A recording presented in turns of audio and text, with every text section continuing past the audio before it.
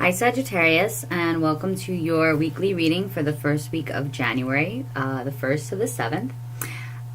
First of all, I'm Jennifer. Thank you for being here with me. I want to wish you a happy new year, and please subscribe to my channel. Make sure that you give this video a thumbs up if this reading resonates with you and brings some insight or help or hope or healing into your situation. Okay? So let's begin. I'm using the Colette Baron Reed Good Tarot, and I have pulled a simple cross. It's a little shorter than the Celtic cross for the main reading, and then I also pulled one card from the Medicine Woman Tarot deck. Okay, and we're going to get to that card later, and then we're going to pull one oracle card at the end of the reading. So let's begin. So crowning your reading is pretty much you, Sagittarius, the King of Fire. And of course, if you're a man or a woman, either way, this does represent fire signs. It also is a card that speaks of leadership and inspiration and of mastery over some kind of perhaps a skill or mastery of almost really anything, a way of being, a mastery over oneself, a mastery over being a leader of some kind, or perhaps a teacher or an inspirational type of a person. Next, you have the Strength card in the present situation. So this card talks about endurance. And it basically says that whatever situation that you are going through currently or have found yourself in recently, you have already found the strength to endure. And whatever that means to you, whether that's, an inner strength to endure perhaps difficult situations in your life, perhaps working situations that have to do with your work or work that you're being called to do, or perhaps anything that has to do with the physical realm. So the card crossing that is the obstacle or opportunity in this present situation. And the Messenger of Earth is also known as the Knight of Pentacles in the traditional tarot. And in this deck, this card represents hard work, industriousness, seeing a job through, being dedicated. I'm sorry. Excuse me. Sorry.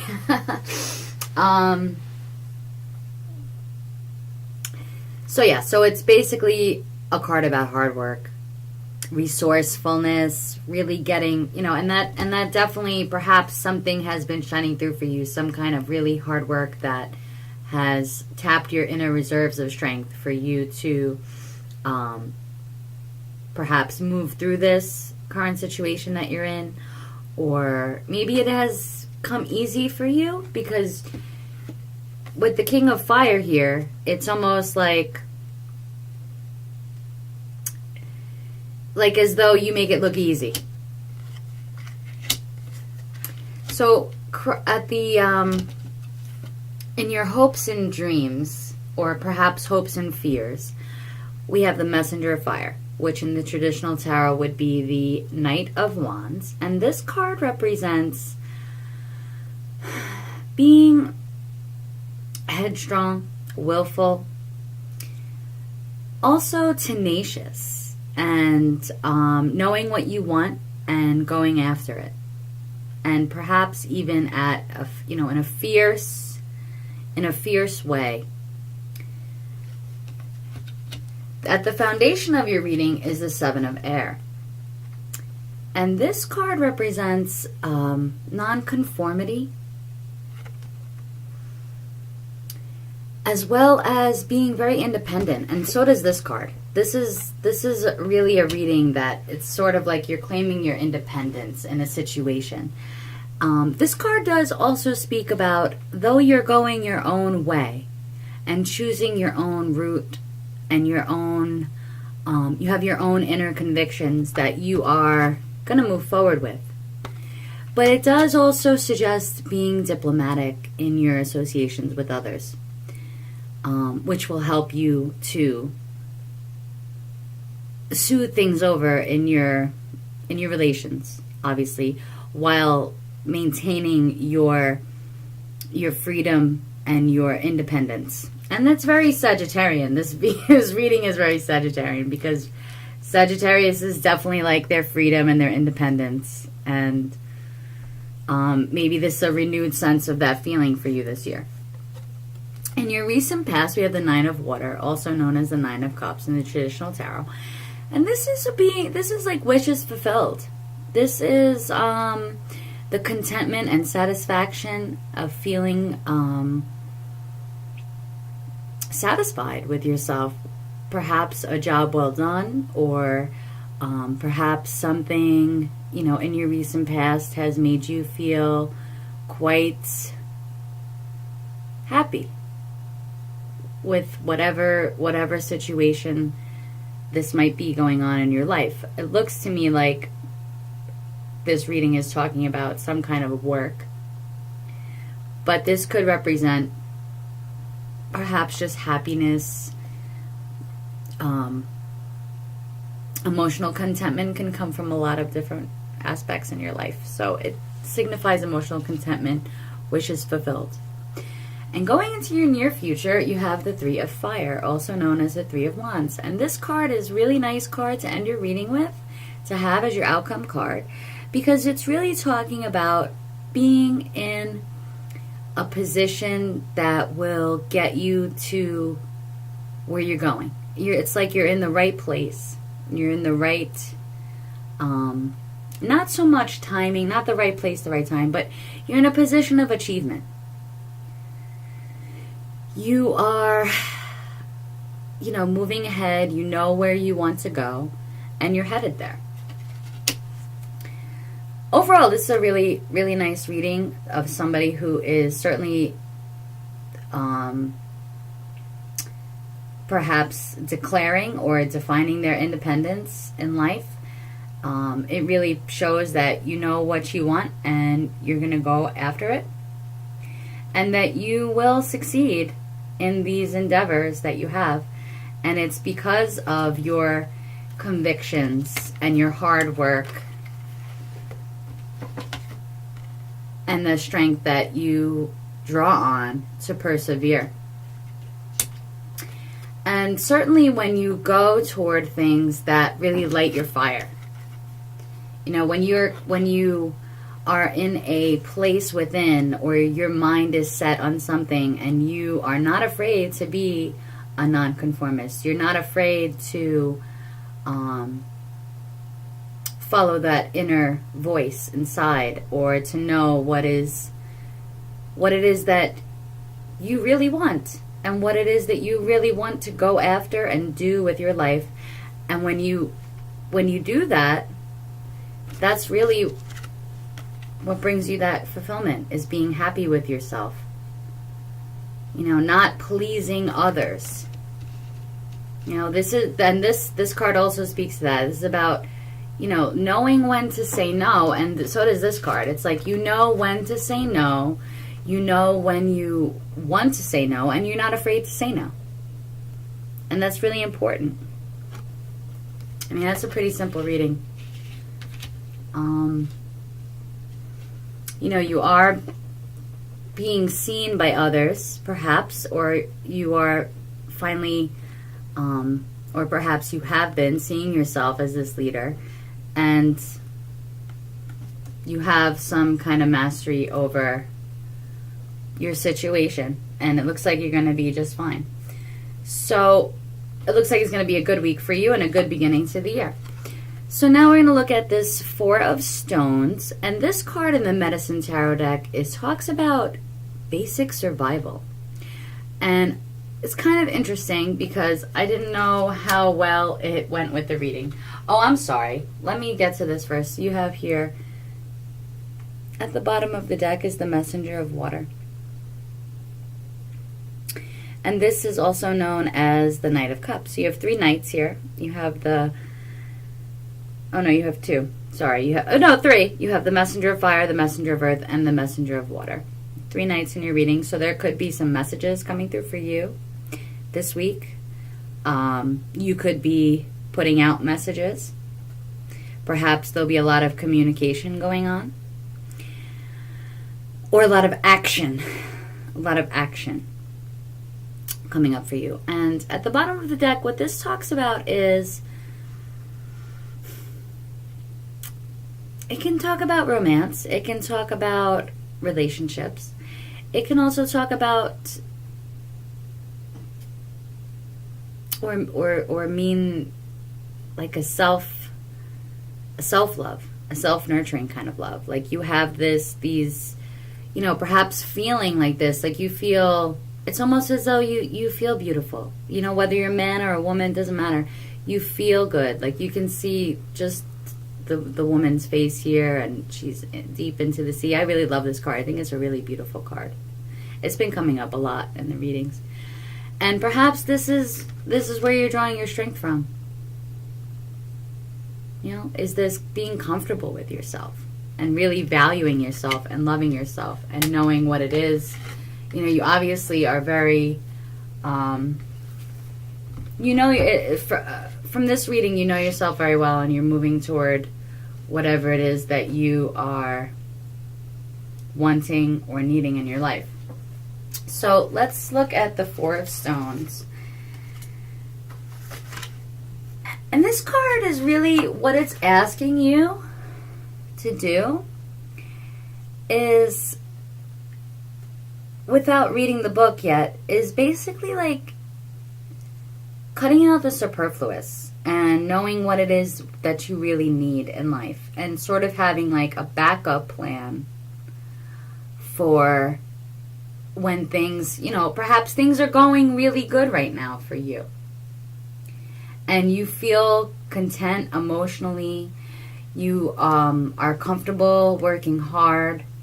You are happy to be yourself, and you're not afraid to be yourself. And you know what it is that you want, and you have no problem moving for it and acting on it and going for it.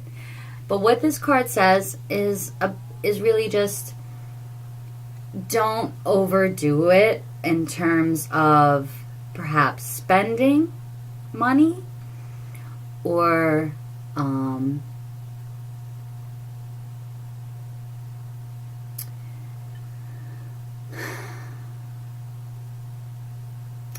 like not storing up too much. And when you have a lot, it's important to give away as well. So I'm going to read you the part of what this card means. I'm not going to read the whole thing. In the beginning, there are many challenges. The pattern of my design is untested. My product is not yet perfected. I am tempted to give up. Instead, I hold on tightly to the first vision that inspired me to begin. I keep my money in check, not spending too freely, holding the reins. I keep waste to a minimum, finding uses for what I thought would be thrown away. And I continue to build, to mold and shape until I am pleased with my results. Then I shall give it all in a spirit of goodwill. And this card also says that, you know, if there is some new venture that you're heading toward, it's sort of cautioning you to know that new ventures could be risky at this time. And it is important to have a backup plan. Or at least to have a backup plan in terms of like, okay, well, if this doesn't work out, and I put, you know, don't put all your eggs in one basket. Arrange things so that you could fall back on things if you lost it all. That's basically what this card also is saying. It's also saying that if you happen to already be well off or materially fortunate, that this period may be calling on you just to budget more wisely and know what possessions are truly important for your sense of well-being, and keep the account that pays for them steady. With everything else you have, energize your plan. This sense of security will free your mind for its creative pursuits. So usually to relate this a little bit here, in the traditional tarot, the Four of Pentacles, which is what this card is depicted as a figure with a pentacle on his head, sort of like weighing him down, and he's holding a pentacle close to his chest. And sometimes some people can call it the miser card. But in this particular deck, it's saying that, it's okay to want security, but to balance that out and to not overspend, and also to think about the future, but not to the extent that you are miserly, but rather, whatever work, because you can see that this figure here, this woman or this man, looks like a woman, is, she's making something. And, it says, yes, of course you should charge for the work that you do, but that giving away is an important aspect of maintaining that balance, and perhaps even that spiritual security, if there is such a thing, but not giving away because you have to, but because you want to. So if you are off on some new path or journey, it is saying, just have a backup plan. It's not saying like that you shouldn't do it or anything like that, but have a backup plan. It is risky, but this card does speak of achievement and of going in the right direction. Okay? So for you, we're going to pull a Shaman Wisdom card for your oracle. So please give us one card for the Sagittarius reading for the first week of January. What card would like to come out for Sagittarius? Oh, I'm sorry, I'm not taking two cards. Oh, you know what? We're going to take two cards because we are. So this is interesting. I mean, we do have we have a blue moon coming up in January, which means that there's going to be 2 full moons in 1 month. And you got 2 moon cards. So you have Beaver Moon, which is Sagittarius moon. It's basically the moon that comes out during the time of Sagittarius, which is already passes. And then you have Hunger Moon, which is in the time of Pisces. So we're looking at that probably in March. So let's see what these cards have to say. Let's see. Beaver Moon. I am Beaver Moon. This is the moon of relationships with the same gender. Friendships can become close without being competitive or jealous. As you undertake your journey, I provide the stamina for long-distance travel. Unlimited possibilities will lead to growth in new areas of interest, such as education, philosophy, and spirituality. My nurturing will protect you from outside influences to allow you to achieve your full potential. I am the teacher. And Hunger Moon. I am Coyote Moon. I am the end of the cycle of winter. Now is the time for transformation from the quiet, sleepy time of cold to the awakening of spring. The hard winter has ravaged much. It is time to remove restrictions and to go beyond your normal abilities and develop your metaphysical skills. Look to past knowledge, events, and lives for new understanding, ultimate realities, and wisdom. Be poetic, but do not forget to laugh at the world and yourself. So, I think the Beaver Moon is, talking about in terms of like friendships and stuff and being diplomatic. Being yourself, but at the same time,